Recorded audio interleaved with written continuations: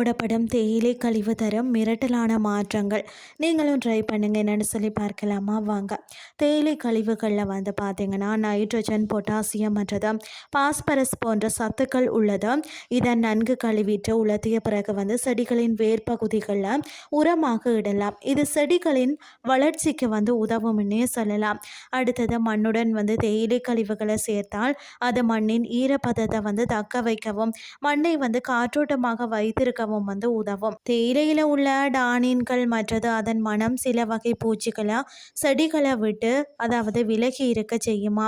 உங்கள் வீட்டில் உரம் தயாரிக்கும் பழக்கம் இருந்தால் தேயிலை கழிவுகளை ஒரு சிறந்த பசுமை பொருளாக அதாவது கம்போஸ்ட் குப்பையில் வந்து நீங்கள் சேர்த்து உரமாக்கலாம். ஃப்ரிட்ஜில் வரும் கெட்ட வாசனையை நீக்கணும்னா உலர்ந்த தேயிலை கழிவுகளை ஒரு சிறிய கிண்ணத்தில் போட்டு ஃப்ரிட்ஜின் வந்து உள்ளே வைக்கலாம். இது காற்றை வந்து சுத்திகரிக்க உதவுமா.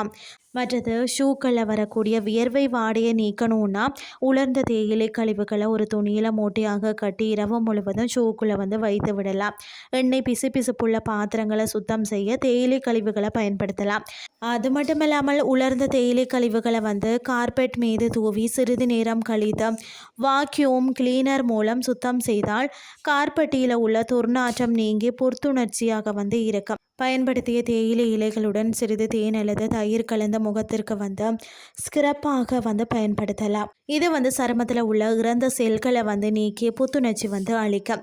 தேயிலை கழிவுகளை மீண்டும் தண்ணீரில் கொதிக்க வைத்து அந்த நீரை வடிகட்டி எடுத்துக்கொண்டால் அது ஒரு இயற்கையான ப்ரவுன் நிற கரைசலாக செயல்படும். இதை பயன்படுத்தி துணிகளுக்கோ அல்லது காகிதங்களுக்கோ வந்து ஆன்டிக் லுக் வந்து கொடுக்கலாம். இன்றைய கிறிஸ்டி உங்களுக்கு வந்து பிரயோசனமாக அமைஞ்சிருக்கும்னு சொல்லி நான் நம்புகிறேன். இதே மாதிரி மற்றும் ஒரு கிறிஸ்டின் வேலைக்கு உங்களை சந்திக்கிறேன். நன்றி.